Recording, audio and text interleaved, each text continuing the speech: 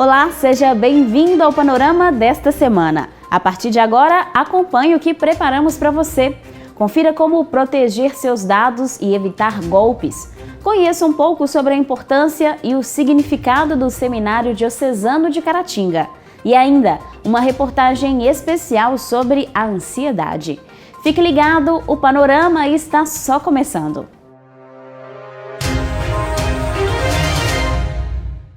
O Seminário Diocesano Nossa Senhora do Rosário de Caratinga está completando 65 anos de implantação em março. Nossa reportagem destaca a importância e o significado do seminário para o clero e para a formação sacerdotal na nossa diocese. Fundado em março de 1958, o Seminário Diocesano Nossa Senhora do Rosário de Caratinga foi criado pelo bispo Dom José Eugênio Correia. Inicialmente, funcionava no Palácio Episcopal. O prédio atual foi inaugurado somente em 1965. O seminário é uma instituição de uma grande importância para uma diocese, que é o local onde formam os padres que vão exercer o trabalho de evangelização na diocese e, em alguma situação, em outros lugares por onde a diocese enviar. Então é onde se forma os futuros padres, uma importância histórica muito grande. A diocese foi criada em 1915 e em 48 já vinha o desejo de criar o seminário. Quando Dom Correia chegou em 58, criou então o Seminário Diocesano Nossa Senhora do Rosário, que desde então sempre esteve aberto, oferecendo padres a cada ano. Agora, essa semana, nós ordenamos 3 diáconos para a nossa diocese, Dom Emanuel ordenou. Então tem uma importância muito grande. Todos os padres da nossa diocese estudaram nesta casa. Estão a serviço aí nos 62 municípios que compõem a nossa diocese de Caratinga. Monsenhor Raul Mota, um dos patrimônios da nossa Igreja Católica, nos anos 60 e depois 80, já estabelecido e após uma longa caminhada pelo sacerdócio, ocupou a reitoria do seminário em 2 ocasiões. Hoje, pároco emérito da Catedral de São João Batista, Monsenhor Raul, aos 94 anos, se orgulha de tudo que foi construído e do legado deixado. Foi uma graça que, através do Padre Otton, no tempo do Dom Correia, a diocese conseguiu. O Padre Otton conseguiu, devagar, montar o curso de filosofia e depois o curso de teologia. E chegamos ao ponto de termos o seminário total aqui na diocese de Caratinga. Então, uma grande graça que nós temos, maior do que todas as outras dioceses, né? Temos que agradecer muito a Deus essa graça de possuirmos aqui em Caratinga o Seminário Diocesano Nossa Senhora do Rosário, contendo os cursos de filosofia e de teologia preparatórios para o sacerdócio. Para se tornar o sacerdote, é preciso se dedicar, e muito. Após 2 anos de acompanhamento e 1 ano de estudos no Seminário Propedêutico em Ubaporanga, o pretendente é transferido para Caratinga, onde cursa filosofia por 3 anos e teologia por 4 anos. A trajetória inclui também 6 ou 7 meses como diácono, até chegar à ordenação. Tudo isso com orientação vocacional e, em determinados casos, até acompanhamento psicológico. Após este primeiro ano lá, eles vêm aqui para este seminário cursar filosofia, são 3 anos do curso de filosofia, e depois eles fazem o curso de teologia, que são estudados durante 4 anos. Então são 3 anos de filosofia e 4 anos de teologia. Ao longo deste período, eles também prestam algum serviço de estágio pastoral nas paróquias da diocese. Então, aqueles jovens que se sentirem motivados e chamados, nós oferecemos um acompanhamento vocacional com nossos seminaristas, com psicólogos, que podem ajudar. E, se for da vontade, com alegria nós acolhemos, né? Aí ordena diácono e depois fica em torno aí de 6, 7 meses de diácono e aí ordena padre. Nossa reportagem aproveitou a ocasião para conversar com seminaristas. Geraldo Filho é da região de Inhapim e está há 3 anos estudando com o intuito de se tornar um sacerdote. O jovem destacou a experiência e também comentou sobre a representatividade do Seminário Nossa Senhora do Rosário para a Diocese e toda a nossa região. Essa formação que tantos outros seminaristas já passaram por aqui, hoje eu estou nesse processo formativo também. Tantos padres da nossa diocese, em sua maioria, foram formados aqui, né? Foram preparados para servir melhor a nossa igreja diocesana de Caratinga. Então, para mim, esse espaço é muito significativo, né? Esses 65 anos representa a história de tantos outros que passaram por aqui e essa instituição continua a formar, né, novos padres para a nossa igreja diocesana. E para mim, a casa em si está proporcionando grande conteúdo para mim, né? A filosofia é uma etapa muito importante da nossa formação. Iniciei em propedêutico no ano de 2020 e agora, esse ano de 2023, concluindo a filosofia. Então a casa, nesse período todo, forneceu para mim o que foi necessário. Quanto nas 5 dimensões, né? Conforme todos nós conhecemos, né? A dimensão humana, a dimensão espiritual, a dimensão intelectual, a dimensão também social. Então todas essas dimensões aqui foram contempladas, né? E continuam sendo contempladas. Mas eu destaco com maior veemência a dimensão espiritual e a dimensão intelectual. O seminário, ele nos ajuda a compreender quem nós somos de fato, né? Ao longo deste caminho vocacional, nós somos levados a mergulhar, né, no nosso eu, no nosso interior. Este jovem também conhece bem a história do nosso seminário. Eric estuda aqui desde 2021. O futuro sacerdote acredita profundamente na vocação, celebra a data festiva, mas principalmente a possibilidade de dedicar toda a sua vida a servir a Deus. Que praticamente todos os padres que são hoje nas nossas paróquias saíram do nosso seminário. Então a gente tem essa certeza que aqui é o lar de formação daqueles que estão ajudando o povo, estão sendo uma presença de Cristo nas cidades espalhadas por toda a nossa diocese. Alegria imensa. De fato, Tomás de Aquino está certo, né? A alegria perfeita você só encontra em Deus. E nós encontramos Deus através da comunidade e através da oração. Então eu digo, vale a vida se entregar por Cristo. O primeiro reitor do seminário foi o padre José do Carmo Lima, em 1958. Em 62, o então padre Raul Mota de Oliveira se torna o 4º reitor. Isso bem depois de ter sido também, nos primórdios, diretor espiritual da casa. Atualmente, Monsenhor Raul reside no próprio seminário. O religioso destaca que o espaço tem sido importante, não apenas na formação sacerdotal, mas até mesmo no bispado. Nós temos tido também bispos ordenados aqui do nosso seminário, como foi o caso de Dom Odilon, né, e Dom Paulo Peixoto, hoje é arcebispo de Uberaba, né? Ele é criado, formado aqui no nosso seminário totalmente, desde o primeiro ano do seminário até o último de teologia, né? Dom Paulo e Dom Odilon. Dom Odilon, uma parte dele foi feita também em Mariana, mas Dom Paulo foi totalmente formado no seminário nosso diocesano, Nossa Senhora do Rosário.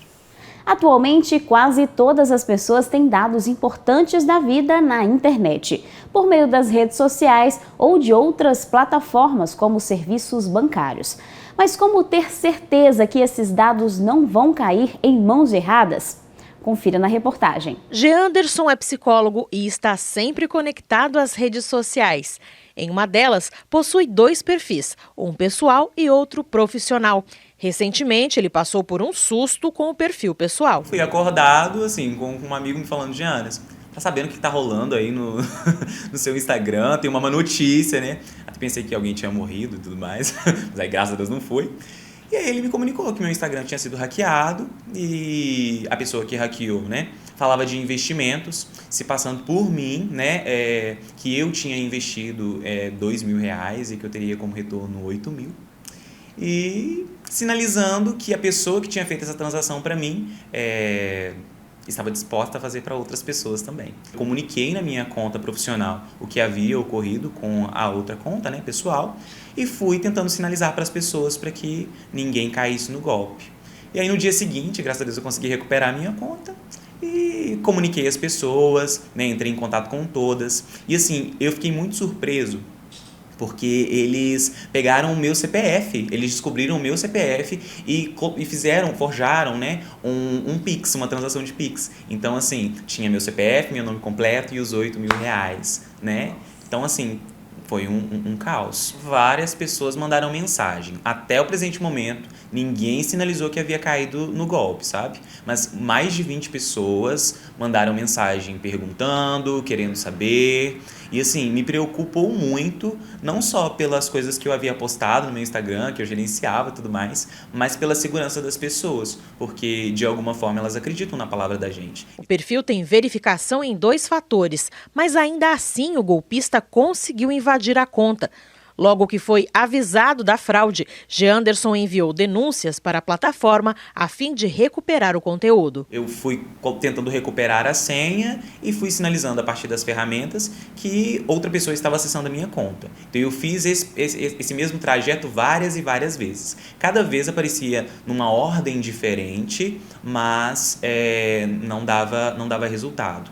Eu fiz umas 3 vezes, fiz 2 vezes no domingo o reconhecimento facial, mas o Instagram pede de 3 a 4 dias úteis para avaliar. E no dia seguinte, na segunda-feira, eu fiz novamente. E aí eu acredito que tenha dado mais resultado, porque eu fiz bem pela manhã, por volta das 11, eles me mandaram um e-mail para eu conseguir acessar a minha conta. Foi só assim que eu consegui. Eu cheguei a ir à delegacia, eu fui no dia seguinte, pela manhã, né, para avaliar se eu precisaria fazer um boletim de ocorrência, pensando que alguém poderia cair em golpe, né, e dar algum tipo de complicação, né, posteriormente.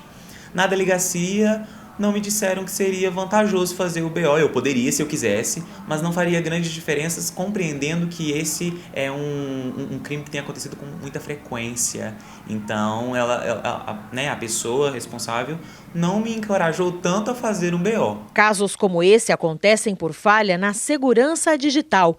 De acordo com este analista de TI, é necessário adotar uma série de processos para proteger computadores, celulares e demais dispositivos conectados à internet. Hoje, os arquivos, quanto mais digitalizados, a tendência é que a gente tenha que proteger, né, esses dados de forma que eles não fiquem acessíveis a qualquer pessoa. Com a questão dos celulares, né, as pessoas às vezes podem baixar alguns aplicativos que teoricamente são gratuitos, mas tem maliciosos para capturar dados, né? No caso de empresas, né, as empresas, elas, por ser vulneráveis, né, ser mais visadas nesse meio corporativo, às vezes ela pode baixar um software que pode sequestrar os dados, ela pode criptografar os dados das pessoas, no intuito de tentar fazer um resgate, né? E no meio assim, pessoal, às vezes a pessoa pode perder senhas que já estão salvas nos aparelhos, pode perder às vezes algum dado, igual uma foto, né, ou algum arquivo. Ele pode ser tanto deletado ou como pode ser copiado, né, a fim de poder ameaçar a pessoa, né. Então, hoje nessa parte da segurança em si mesmo, a gente tem que tomar muito cuidado. Então, assim, tem que olhar os aplicativos de procedência, os links, se não conhecer, não acessar, né, e tomar algumas medidas preventivas quanto a isso. Apesar de não ser 100% infalível, a autenticação em 2 fatores ainda é um dos melhores meios para proteger os dados.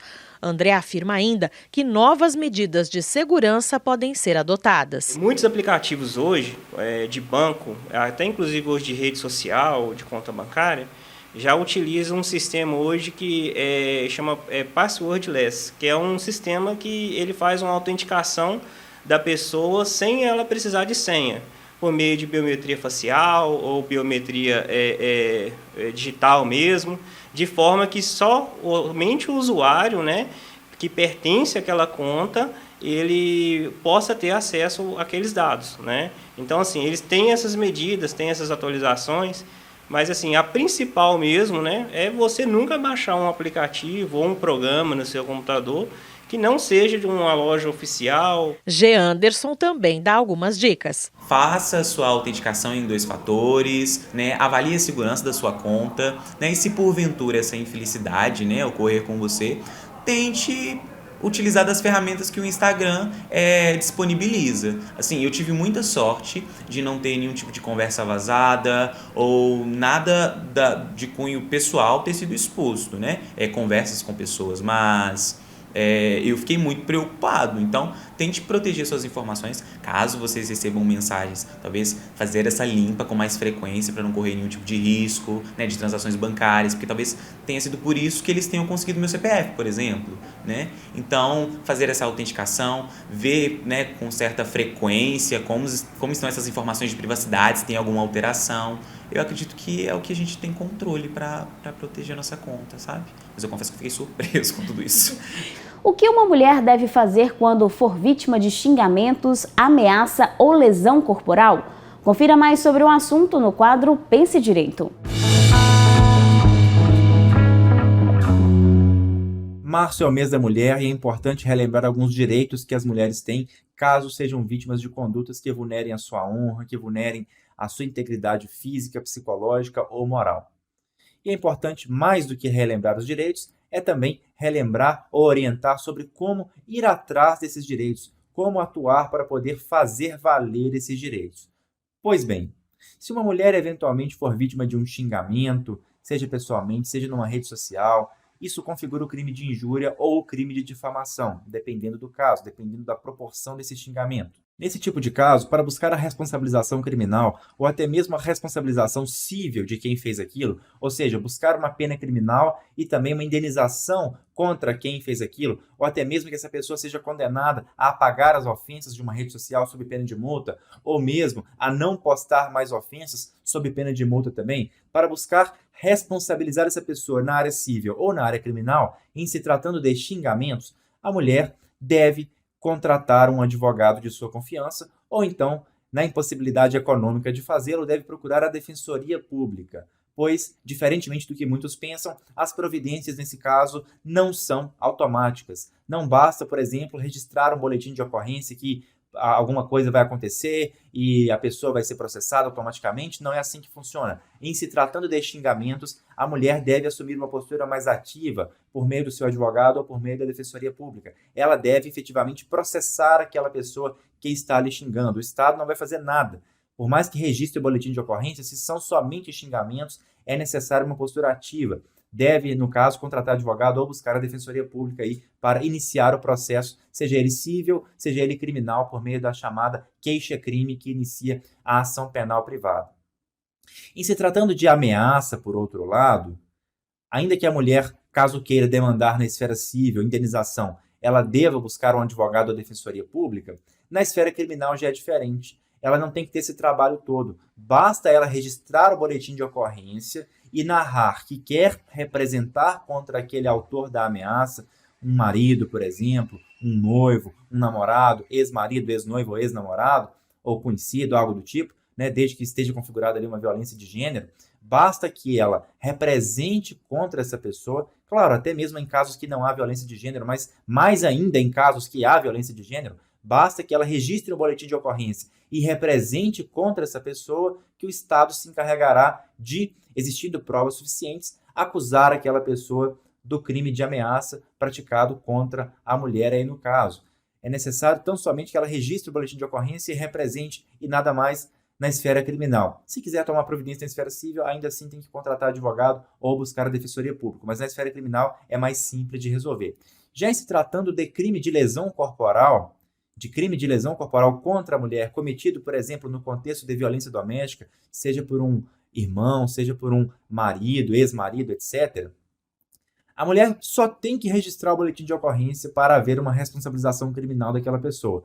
Não é necessário nem que a mulher represente contra aquela pessoa. Basta registrar o BO, basta levar o fato ao conhecimento de uma autoridade policial, por exemplo, por meio do boletim de ocorrência, que a autoridade policial se encarregará das medidas necessárias. É interessante perceber que nem se a mulher disser que não quer representar, isso nada adianta, pois em se tratando de lesão corporal, o Estado vai avançar, o Estado vai perseguir esse crime, vai punir, se for o caso, se existirem provas, porque no ambiente doméstico, nos casos de lesão corporal contra a mulher, é o que a gente chama de crime de ação penal pública incondicionada à representação. Basta a autoridade pública tomar conhecimento, seja pela vítima ou por um terceiro, que a autoridade pública é obrigada a agir de ofício, independentemente da vontade da própria vítima.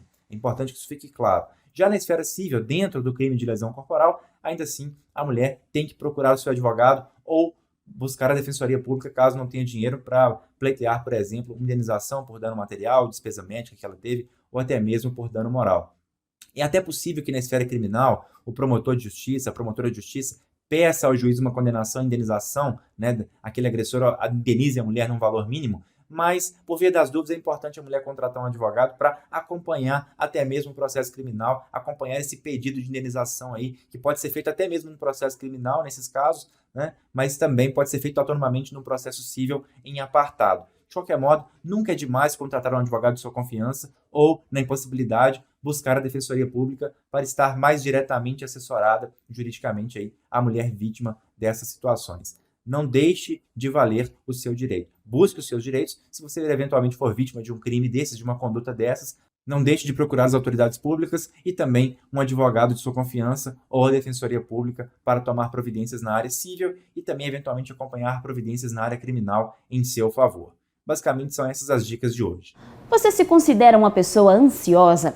Sabe a diferença entre uma ansiedade natural e um transtorno de ansiedade? Na reportagem a seguir, você verá quando ela deixa de ser uma resposta humana e se torna uma patologia. Confira. Esse é o depoimento da farmacêutica, empresária e cabeleireira Gleice Duarte. Muito conhecida nas redes sociais, há algum tempo ela resolveu falar sobre a ansiedade. A ansiedade, eu descobri ela fazendo parte da minha vida da maneira mais básica e primária possível. Eu não me permitia sentir.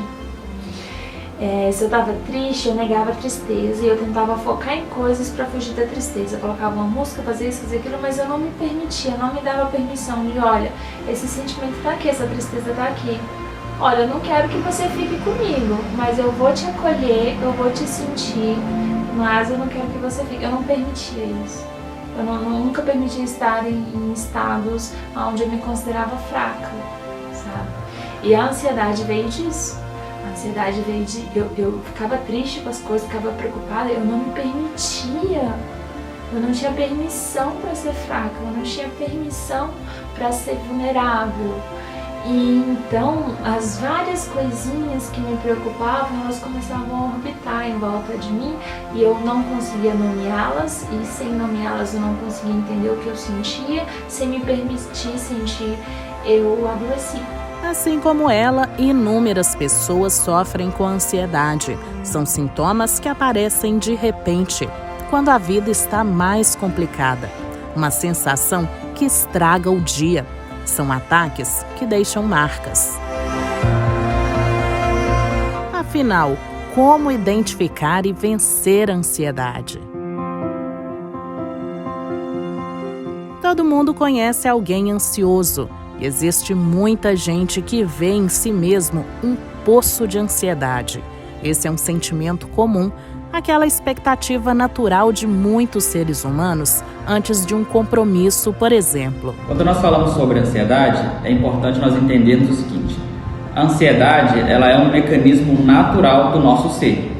Todo mundo tem ansiedade e ela sempre vai existir. Então, a ansiedade, ela é benéfica em alguns casos, ela nos ajuda, nos prepara para certas situações. O que acontece é que em algumas pessoas a ansiedade ela é mais grave, ela é mais acentuada, trazendo prejuízos para o indivíduo. Então, quando nós falamos de ansiedade, nós profissionais precisamos pensar quais são os prejuízos que a pessoa tem por causa da ansiedade. Mas quando se torna uma agonia, é aí que a ansiedade ganha o status de doença. São vários os fatores que podem causar esta ansiedade. Nós temos um agravamento dos quadros de ansiedade, principalmente depois da pandemia, o excesso de trabalho, o excesso de tecnologia, fatores ambientais, genéticos, Todos esses fatores podem contribuir para que a pessoa tenha uma ansiedade. É importante nós entendermos o seguinte: a pessoa, quando tem ansiedade, ela precisa buscar uma ajuda profissional para resolver o problema. Porque se a pessoa ela não cuida, a ansiedade ela tende a aumentar, então ela vai se agravando cada vez mais e a pessoa pode acabar tendo complicações graves por causa disso.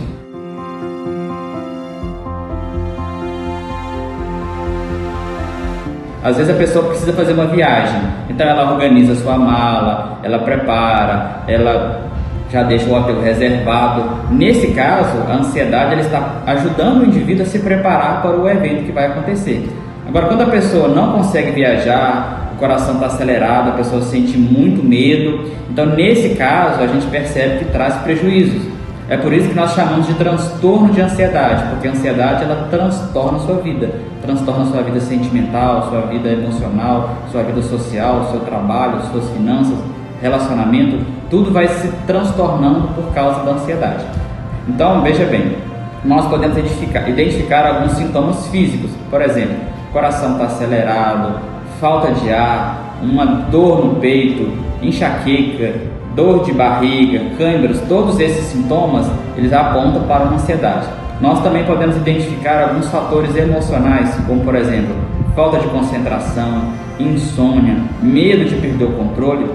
Todos esses sinais apontam que alguma coisa ali não está legal e que essa pessoa precisa de ajuda.